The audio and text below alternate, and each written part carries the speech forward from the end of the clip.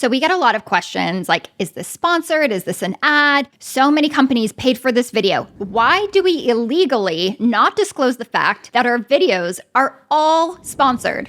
Well, the short answer is because they're not. Let's address this. Let's explain how our business actually works and the difference between ads, sponsorship, and affiliate. We, by design, do not do sponsored content. We have made it a point that it's a conflict of interest. If someone is paying us to talk about them, then they typically want you to talk in their words of how they want you to speak of them. We want to talk the way that we want to talk about the software that we talk about. By design, we just don't do sponsored content. When you see like hashtag ad includes paid promotion, hashtag sponsorship, that typically means that a brand has reached out to a creator and they said, hey, we want to run an ad, and they'll give you a script, like an ad read to follow, or they'll give you talking points and then you basically have to follow that. Sometimes they give the creator a little bit of leeway and they're like, add your own creativity. And then the creator will have to send that piece of content back to the brand to get approval before it goes live. And we have never done that for any of our software reviews because most companies don't even know that we're doing a video including them. So there's no way that they could request for it. Okay, so with affiliate links, on the other hand, basically that means that we have a link and the brand will give us a small kickback if we send somebody their way and they convert. But we don't get any payment up front. They don't tell us what to say. They don't get to approve anything. They don't get to read anything. It's just basically a handshake agreement that it's like, if you send us customers, we'll give you a small kickback. So that means that we don't get paid up front for any of our videos. We pay for all of this, the cameras, the lights, the editing. I wish you could see the behind the scenes here, but and maybe we'll put a photo in here. Yeah. But this all comes out of our own pocket. And the reason that we work with affiliate only is because we want to stay independent. And that's really important for us in the software review space. I know some people have some issue with the concept of affiliate because they just think, oh, well, whoever's paying you the most, you're just going to talk about their software. Well, some of the tools that we love most have no affiliate programs. Do we not talk about them? No, we talk about them because we actually believe that they're the best in the space. Okay, so people also have questions about the relationships with the brands that we talk about, but we're going to answer that one later. Okay. Second batch of questions is around XYZ software is so expensive. Why wouldn't I just use a free tool? Yeah, I mean, you can use a free tool if you're just using it for personal usage, but we're speaking to businesses and we're talking about business software. So if you're in business, one of the things that you learn pretty early on is you should be spending 3 to 5% of your annual revenue on software tools to help speed up your operations and efficiencies. So the thing is, these people don't actually have a business, so they don't have a metric to actually tie that based on. So if you actually look at a number like, I don't know, 100 grand in revenue, you're saying that 3 to 5% a year. And if you're a tech company, that should be more like 5 to 10% per year should be spent on software. So then if you look at our recommendations, you can actually use all of the best tools for a team of like 5 people for 5, 10, 15 grand a year. I think just use some common sense. If you're a solopreneur that's not generating any revenue, no, you should not go and sign up for the most expensive tools under the sun. Yes, there are some that are going to help make you more efficient. Like if you're doing a lot of sales, using Superhuman for email, that makes sense. And that's probably worth it. But no, we're not saying like sign up for every tool if you're just working by yourself. We are speaking to businesses. Okay, question number 3. What is our relationship? With the software companies or together? Together. We are married and we are partners in business. And if you want to hear the story of how we met, we actually have a full podcast episode from like 2-3 years ago on our channel. All right, next question. I wish there was an all-in-one tool instead of using all of these apps. Just use Notion. All right, next question. Just kidding. Okay, we have a video on that. If you're actually a business, you should use the best tool for the job. And rarely is an all-in-one tool. When I say rarely, I'm giving that a lot of grace. Never is an all-in-one tool going to solve every single pain point in your business or be the most efficient for team members on your business. Say someone in support, they're going to spend 80% of their time in the help desk. So should you optimize for the all-in-one tool that also does notes and everything else under the sun? Or should you get the tool that is best for that department to solve their pain point? Well, if you want the best tool for the job, then you should be getting the specialized solution. Everyone on your team does not need to learn every piece of software that is put into the business. Like that is something that I think people just see, oh, wow, you talked about 8 tools in this video. How am I going to learn 8 tools? It's like, maybe you only live in 2 of those tools 80% of the time. You only need to learn 2 tools. And that's manageable. That's okay. Like, look at how many different websites and tools you access on a daily basis without even realizing it. There's not that much friction. And I know this has happened to you because it's happened to me before.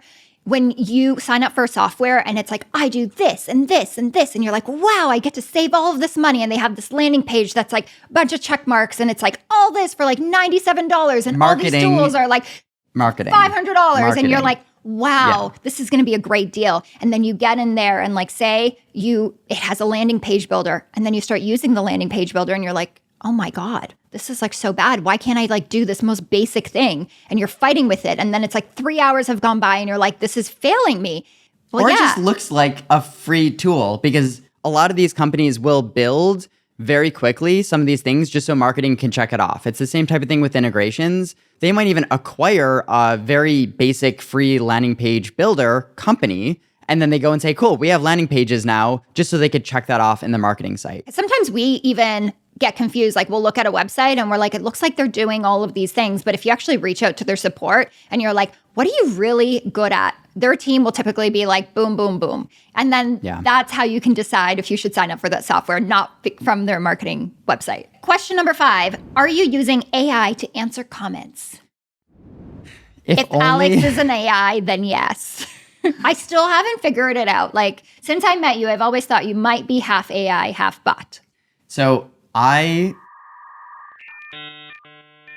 and I have responded to every single comment that has ever been left. It's mainly Alex, I'll be honest. It's primarily me. Even sometimes if the comment is written to Andra, I kind of have an idea of like maybe what she would say or something of the sort.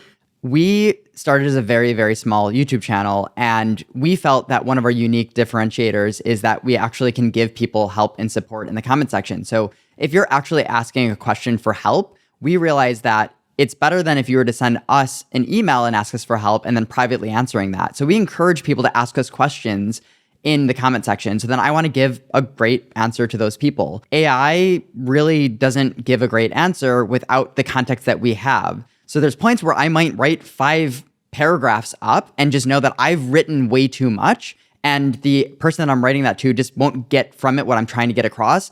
I might feed that into AI and say, can you just make this more concise, but keep my tone and keep these core things?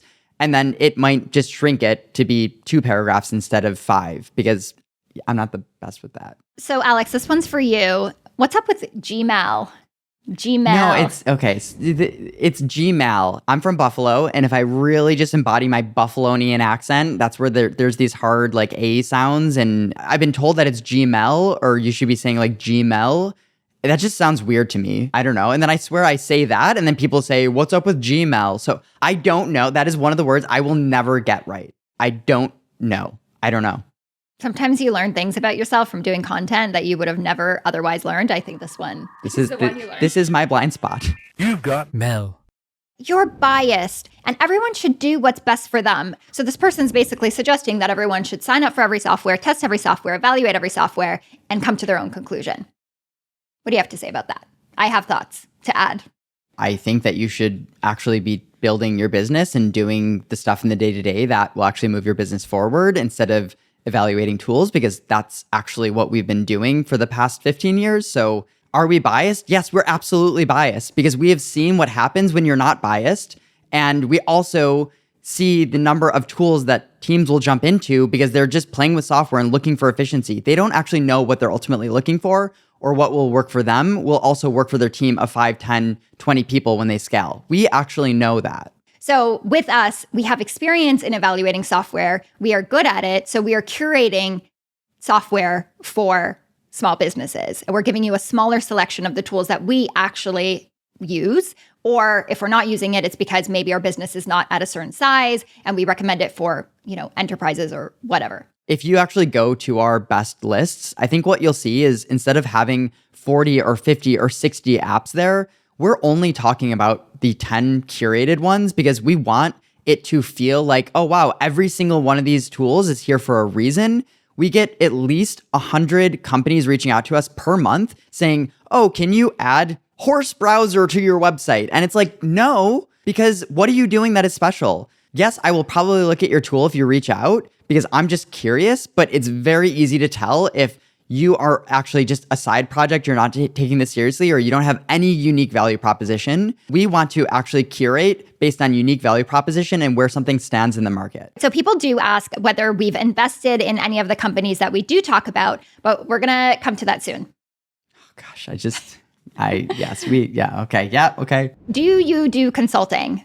We do not do consulting anymore. We did consulting for, I keep saying 15 years, but really 13 years, because the past couple of years, we've kind of backed away from the consulting side of things. We do have some legacy customers, and I think it is nice to have that kind of pulse, because they'll watch our videos and our content, and they may go sign up for some of the software. We kind of just say, we can't help you implement it anymore, and we're trying to have our videos answer their questions. So it is a really nice, I guess, direct relationship, but we're not taking on new clients. It's really just, we can help more people at scale is what we've learned. Yeah, and for software that we recommend a lot, like Motion and Copper CRM, we have trainings that we've created. So when people say, hey, can I hire you for consulting? We're like, all of our knowledge is in this like 1 hour video. Just go and watch that. And then when they purchase it, they're like, yeah, okay, I got what I needed. All right, next question, big question. Did you invest in blank company? Okay, so when we find software that literally makes us go, oh, like this is really special, and once we actually implement this in our own company and use it and get a good sense of it, we'll typically give a lot of product feedback and say, hey, I think there's opportunity here that they are addressing that other ones aren't. We will ask to invest, and it's through essentially our fund that is just Andra and I, and it's through Efficient VC. So we will invest, and we've invested in about 30 companies. And by the way, investing in companies is not easy. I feel like this is how most people think investing goes. I'm going to be the company, okay? Okay. Hey, Efficient App, I think you should invest in us, and then you should promote us on your channel. You can make a lot of money. That makes so much sense. We can really grow your business. So if you let us put in, can I give you a little bit of money, and then you can just skyrocket because we've just promoted you to everyone, and then we'll all make all this. Let's do it. Let's do it. So good. Okay, cool. Should I wire you $1,000 now? No, you should even laugh with me because you're getting rich with me. I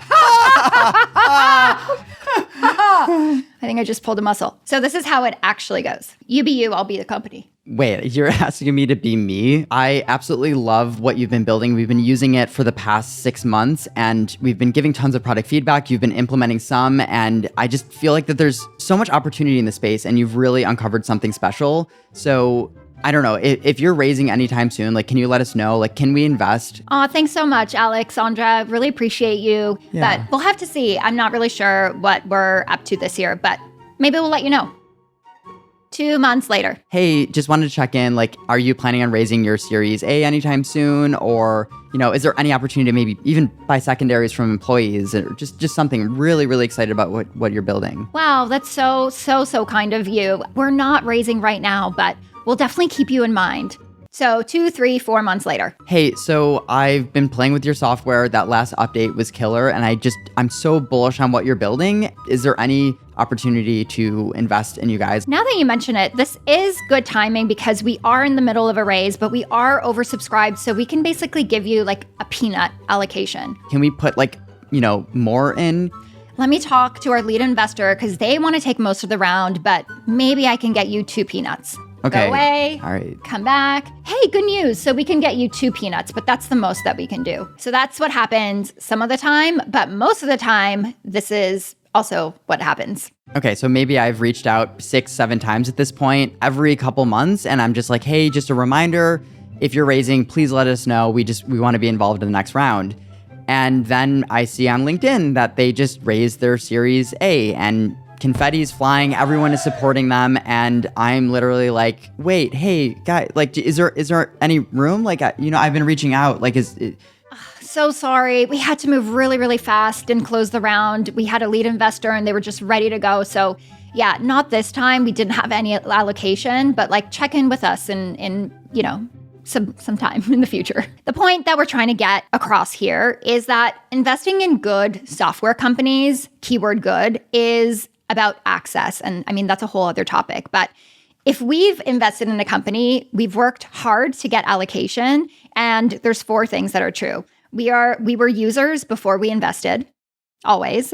We actually use the tool because we believe that it's the best.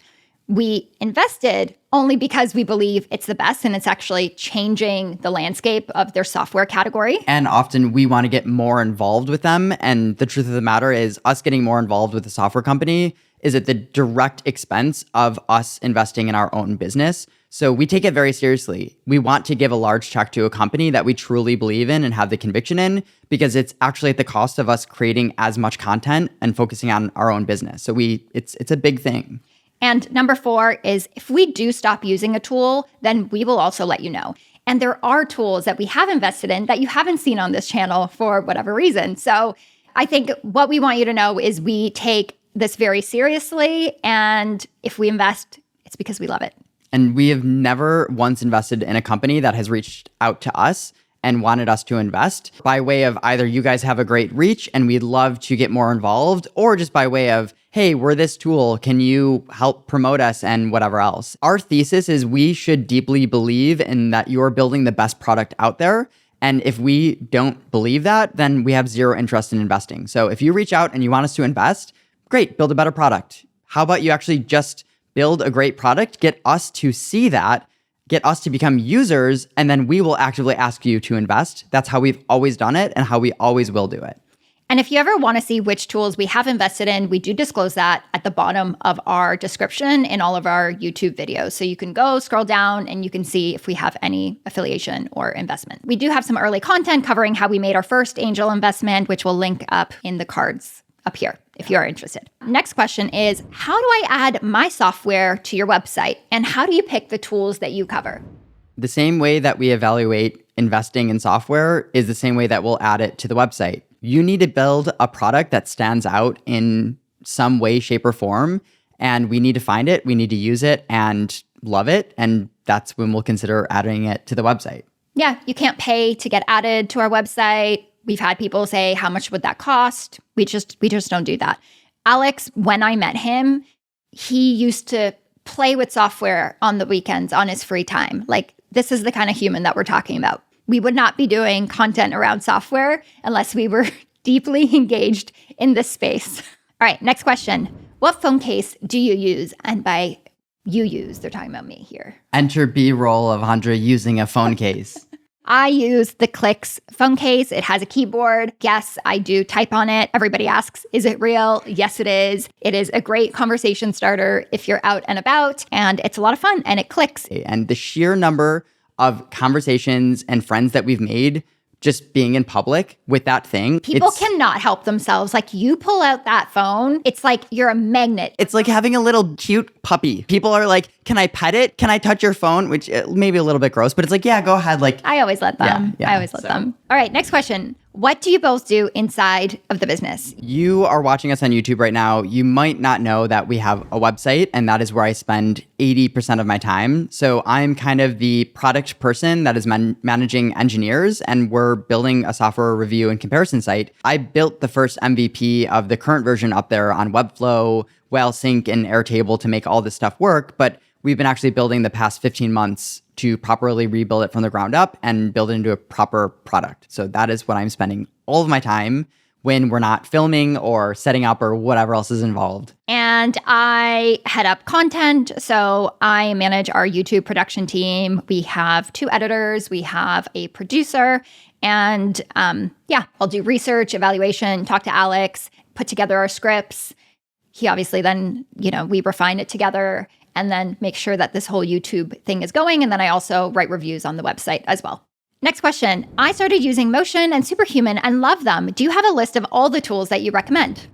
Yes. So on our website, we do, and it will be updated very soon, if not already by the time you're watching this. And then we have a video for small businesses that is the small business software stack recommendation. And that is literally the stack that we have recommended over the past 10 years. Obviously, some have changed in and out throughout that time, but that is the creme de la creme of what you need to run a small business.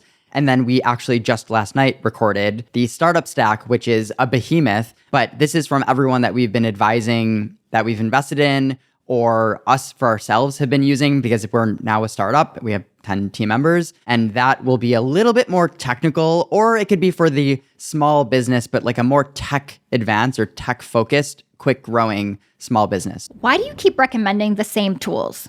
You caught us. We actually use the tools that we recommend, and we don't change our software stack every other day. We are not a productivity channel. Productivity channels typically feature a lot of new hacks and tips and tricks. And I guess our thesis is in business, like we're kind of anti-productivity. Like if you keep changing tools, you're not being productive. You're just looking for this like Perceived new productivity tool that's going to change everything for you. And it's fun and you get dopamine from it.